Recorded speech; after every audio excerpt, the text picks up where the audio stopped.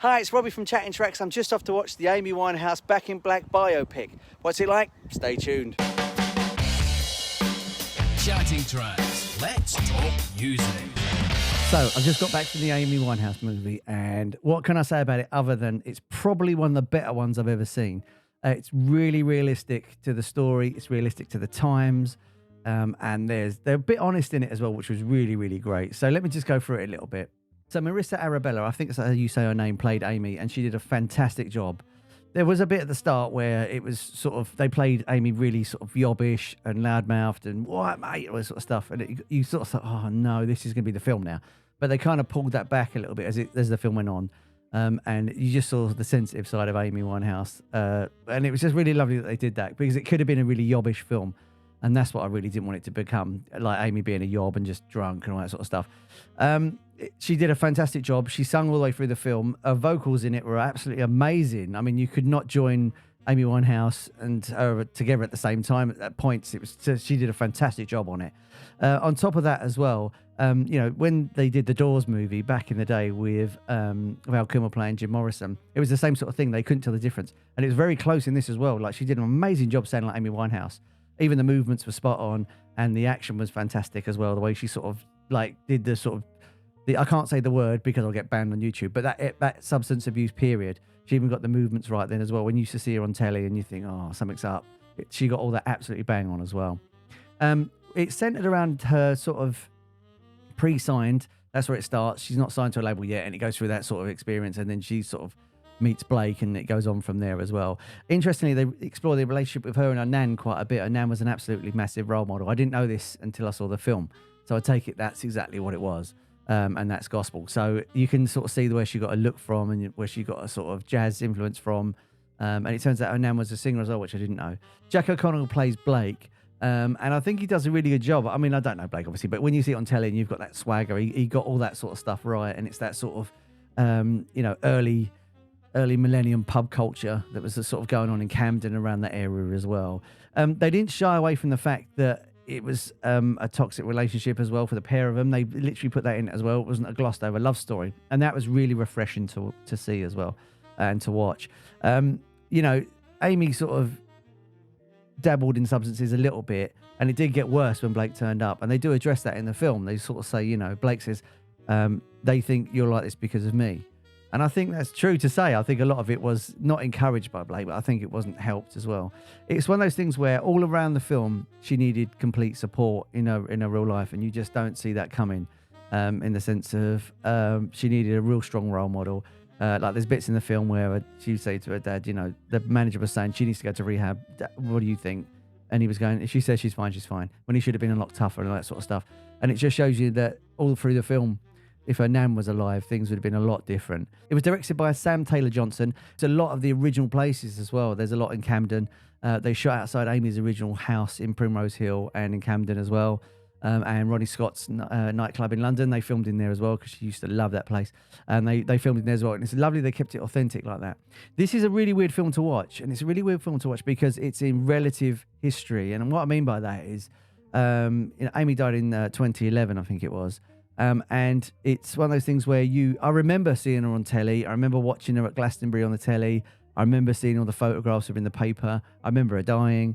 And you remember all these things. And it's a relative history, which is strange, because normally when you sort of watch like Bohemian Rhapsody or Rocket Man or films in that sort of nature, even the Bob Marley one, to be fair, recently, that it's not relative history to people unless you were there at the time. And I was there at the time when Amy passed away, and I was there when these things were coming out.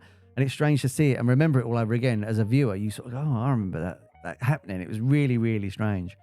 It was produced by Giles Martin, the soundtrack as well, and he did a fantastic job on it. It's lovely to hear Amy's music really, really loud in a cinema as well. And you forget what an amazing songwriter she was, what an amazing talent she was. And it's just so sad that, at 27, we lost her. And it's just one of those things where all through the film, you're sort of just going, oh, if someone just grabbed her by the collar and said, right, you, come on, we're going to sort this out, things have been 10 times different. And it's just a brilliant, brilliant film. I really enjoyed it. And I thought it was a really interesting story as well, because they sort of explore her and Blake and what happened as far as they know, to a degree in it as well. And they don't paint Blake in a good light. I thought they were going to gloss over a lot of stuff, and it would have been a sort of, he was just innocent and all that sort of stuff and didn't do anything. It was all her fault, but it wasn't. You can see it was a toxic relationship. It didn't work. And, you know, he left her twice, and he left her in the film twice as well. And they show that side of it, which is really good because it makes the film really, really honest. And they do talk about substance abuse in it as well and stuff like that. I think that's what made it such a strong movie as well. Like the Bohemian Rhapsody movie is a really strong film, but there's a lot of stuff they glossed over and missed out. And it was entertainment, which is what it's meant to be, and I enjoyed it. But it wasn't a real documentary. And sometimes you want it to be gritty, you want it to be nasty, and you want it to be dirty. And this film definitely was. And I commend them for that because they did literally just show, you know, what happened in it and how brutal her life was for a while. How she couldn't even go down the shops without getting loads of photographs taken. And, you know, she just wanted love and to be a mum and all this sort of stuff and be a great singer. And it was just all unobtainable for her at the time. And it's just such a shame.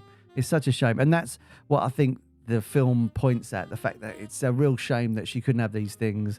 And, you know, she was amazingly talented. She was a lovely person underneath, you can tell. And it's a shame that she couldn't have all these sorts of things that was going on as well. There is someone in there that was sort of portrayed in a better light than I think it was fair. I think you need to watch this documentary, and I think you'll see what I'm talking about. There was someone in there that got treated nicer than I think they should have been. I think they were not part of the problem, but I don't think they helped at the time. And I think if that person had stepped up a bit, then Amy probably would have been in a different sort of frame of mind, in a different light. But who am I to say? I wasn't there. I can only go by what the films and all the documentaries say as well. But if you want to see a great movie about someone that was a fantastic artist and just a brilliant songwriter and, you know, dare I say, a career that was lost. And it's sad to say that, a career that was absolutely lost. You can say she hit the heights. You can absolutely say that. But to lose someone at such a young age like that was so talented and just didn't know it as well to a degree and could have done amazing, amazing things. Did amazing things in the short time she had, but could have done even more now. It's just, she could have just been, you know, absolutely world stomping. But, you know, maybe it's a lesson for another musician out there watching this, you know. Anyway, thanks for joining me on the review. I really loved it as a film. I think it's great. Like I say, watch the documentary that I mentioned. I think that's a more accurate and truer depiction of what happened. I wasn't there, obviously, and you watching it probably wasn't there either. But I think that version is more an honest version than the film. The film was completely honest and very open, and I think it was great. It's a great, great film. And it's just, it makes you just miss her even more, miss her voice even more, and love her even more. But I think the documentary is a lot more spot on for what happened at the truth. Anyway, if you've seen it, let me know what you think of it. If you love Amy, let me know what you think of it. Let me know what a favourite album of yours is as well. I'd love to know what you think, what your favourite album is. You know, is it Frank or Back to Black? Anyway, I've been Robbie. Thanks for joining me. If you can, the big ask, if you could subscribe, that'd be absolutely amazing. And then I can talk more about music and go to more films and see more music documentaries, which I love doing. Anyway, thanks for joining me. I'll see you on the next one. Ta-da.